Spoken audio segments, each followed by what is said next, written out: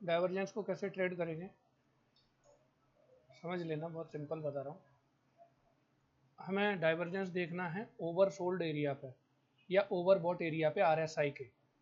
तो अगर मैं उसे देखता हूँ तो मैंने यहाँ देखा कि ये 30 के आसपास के ओवरसोल्ड एरिया पे मुझे एक अपसाइड में लो बनाते हुए जा रहा है। ठीक है, तो मैंने यहाँ पे अपसाइड में इस लो को कनेक्ट करके एक ट्रेंड लाइन खींची। यहाँ मुझे अपसाइड में लो चाहिए और यहाँ मुझे डाउन साइड में लो चाहिए इस जगह पर। इसको भी अपन बाद में बताएंगे कि क्या है कहानी। डाउन साइड में लो बनाते जाए, लेकिन वो डाउन साइड में लो कैसा चाहिए, जो पिछले लो के नीचे क्लोज होना चाहिए कैंडल। कोई कैंडल ऐसी हो जो कि स्पाइक करके ऊपर चली जाए विक देके, तो वो मेरे लिए प्रॉपर डाइवर्जेंस नहीं माना जाएगा। पिछला लो जो है वो कैंडल ब्रेक करे, नीचे क्लोजिंग दे, तब जा करके उस क्लोजिंग पे जब वो लो कटे तो मैं यहाँ देखूंगा कि यहाँ अपसाइड में लो बन रहा है या डाउन साइड में लो हो, तो एक डाइवर्जेंस बनता है। अगर अब जो डाइवर्जेंस बन गया, मान लो ऐसा डाइवर्जेंस मिला हमें, फिर मैं क्या करूंगा, इसे लोअर टाइम फ्रेम में जाके मैं क्या करूंगा, इसे ट्रेड करूंगा। वो मैंने अभी आरएसआई का इंडिकेटर हटा दिया है जिससे आपको साफ दिखे कि अब करना क्या, उसका काम खत्म। डाइवर्जेंस मिला मुझे, अब जा करके मैं क्या करूंगा, यहाँ पे लोअर टाइम फ्रेम में देखूंगा, जस्ट लोअर टाइम फ्रेम में, कि कोई चार्ट पैटर्न या ट्रेंड लाइन का ब्रेकआउट हो। मैंने देखा कि यहाँ पे एक ट्रेंड लाइन और एक डिसेंडिंग ट्रायंगल का पैटर्न ब्रेकआउट हुआ है। अब वो ब्रेकआउट को मैं कैसे मानूं कि ये सही ब्रेकआउट है, ये बड़ा क्वेश्चन है कि ब्रेकआउट पे लोग ट्रेड करते हैं, बट वो कैसे समझे कि वो सही ब्रेकआउट है। इसके 3 पैरामीटर ब्रेकआउट के बनते हैं। मैं आपको बहुत प्रो चीज बता रहा हूँ जो कि किसी ने नहीं आज तक बताई होगी, आपको कभी किसी ने समझाई नहीं होगी, मैं वो चीज आपको समझा रहा हूँ। ब्रेकआउट ट्रेड करने के 3 तरीके हैं, और इसका टारगेट मैं कैसे एज्यूम करूं ब्रेकआउट के लिए मैं बताऊंगा। पहले टारगेट कैसे एज्यूम करूं कि जहां मुझे डाइवर्जेंस मिला, कहां गया, जहां मुझे डाइवर्जेंस मिला ओवरसोल्ड एरिया पे, उसके उसके ओवरबॉट एरिया पर जहां डाइवर्जेंस मिला, उसके आरएसआई का मेरा ओवरबॉट मेरा टारगेट होगा। ठीक है, कंफर्म। आरएसआई का अपना ओवरबॉट टारगेट है उस टाइम फ्रेम में जिस टाइम फ्रेम में डाइवर्जेंस मिला है। अब नीचे के टाइम फ्रेम में अपन जा करके क्या करेंगे, इसको हटा दूं, अब वो तो मैंने समझाने के लिए कर दिया। अब नीचे के टाइम फ्रेम में अपन ब्रेकआउट देखेंगे। ब्रेकआउट 3 तरीके के होंगे। पहला ब्रेकआउट होगा आपका जब प्राइस किसी भी ट्रेंड लाइन या चार्ट पैटर्न को ब्रेकआउट दे, तो वहां ट्रेंड लाइन के साथ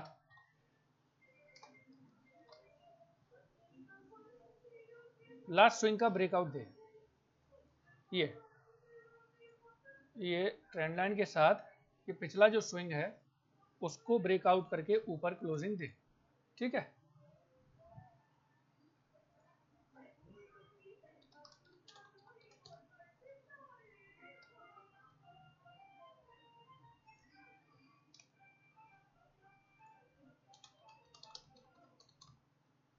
ठीक है, पहली कंडीशन मेरी ये हुई।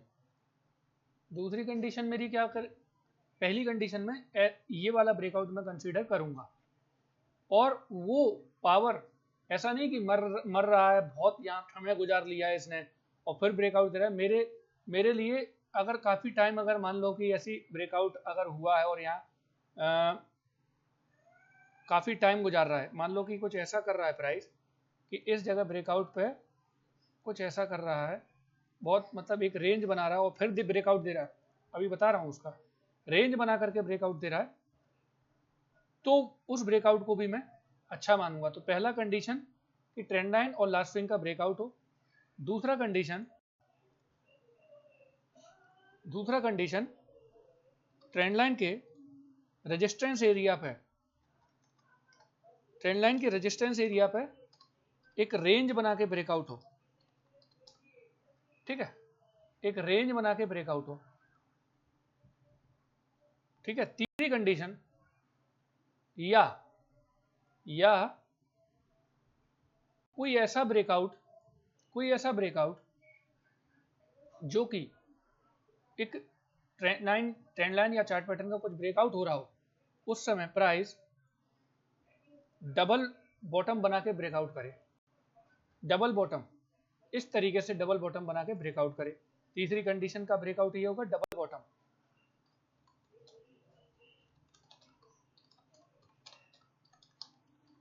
ठीक है, डबल बॉटम का ब्रेकआउट करे। चौथी कंडीशन, तब मैं इसको ब्रेकआउट मानूंगा। पहला कंडीशन हो गया ट्रेंड लाइन का लास्ट स्विंग का ब्रेकआउट दे। दूसरा, कुछ ऐसा रेंज बना के जो कि प्राइस नीचे से ऊपर आया, फिर उसने ऐसा कुछ किया, एक कंसोलिडेशन किया और फिर ब्रेकआउट दिया, तो ट्रेड करूंगा। ठीक है, या तीसरा वाला मेरा ब्रेकआउट रहेगा जिसे मैं डबल बॉटम फॉर्म किया हो फिर ब्रेकआउट दिया हो, तब मैं ब्रेकआउट ट्रेड करूंगा। और चौथा ब्रेकआउट मेरा जब होगा जब प्राइस कुछ हायर लो बना दे, डबल बॉटम नहीं, ऐसा करके हायर लो बना के ब्रेकआउट देगा, तब मैं ट्रेड करूंगा। तो चौथा वाला मेरा ब्रेकआउट सक्सेसफुल कब होगा? जब प्राइस हायर लो बनाएगा। मतलब हायर लो उसको ऐसे समझो कि पिछले स्विंग, पिछले लो से ऊपर लो उसने क्रिएट किया हो। ठीक है, पिछले लो से उसने ऊपर लो क्रिएट किया हो, तो हायर लो, इसको लिखें सिंपल, हायर लो ब्रेकआउट। ठीक है, सो अब अपने पास 4 ब्रेकआउट हैं। अब आप इसमें से देखो कि कौन सा ब्रेकआउट ये है, मुझे बता दो आप कौन सा ब्रेकआउट है। भाई मैं one of the best strategy आपको बता रहा हूँ जिसमें पैसा बनता है। मुझे बता दो ये कौन सा ब्रेकआउट है। ये ब्रेकआउट है, ना तो ये डबल बॉटम है, सिंपल है, कोई डबल बॉटम नहीं है, ना हायर लो है, ना रेंज है, बट ये एक ब्रेकआउट है जो कि trend line plus last swing का ब्रेकआउट करके बना है। और इस यहाँ पे वॉल्यूम आना चाहिए, जब भी ब्रेकआउट हो वॉल्यूम मस्ट। एक चीज और है, किसी भी ब्रेकआउट में any breakout need volume large than previous candles, then previous at least 5 to 6 candle. ठीक है, अब अपने पास क्या हुआ कि यहाँ पे 4 चीज हो गई, तब जाकर के मैं ब्रेकआउट उसको प्ले करूंगा। और मेरा टारगेट जो है, टारगेट भी लिख देता हूं, टारगेट जो है, टारगेट होगा RSI ओवरसोल्ड एरिया। ये RSI डाइवर्जेंस है, और ऐसे ही, और इसे देखना कहाँ है, मतलब आप कोशिश करो कि ऐसी जगह ये साला मिले जहां जहां OI का रेजिस्टेंस या OI का सपोर्ट हो। Must combine it OI resistance और OI सपोर्ट। इसको देखना है, इसको कहाँ देखना है, OI RSI divergence, see at open interest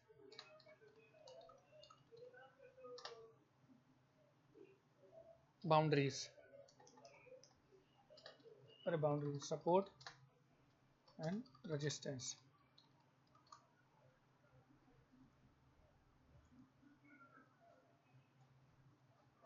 ये एक RSI डाइवर्जेंस के ट्रेड हैं।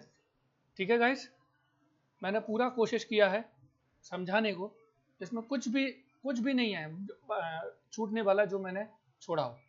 होप कि आप अब इस चीज़ को समझोगे और इसे काम में लाओगे। और सिंपल, बिल्कुल सिंपल है, बिल्कुल सिंपल। इसमें मतलब हाई प्रोबेबिलिटी ट्रेड्स होते हैं, इससे हाई प्रोबेबिलिटी। ठीक है गाइस, आप समझ लेना।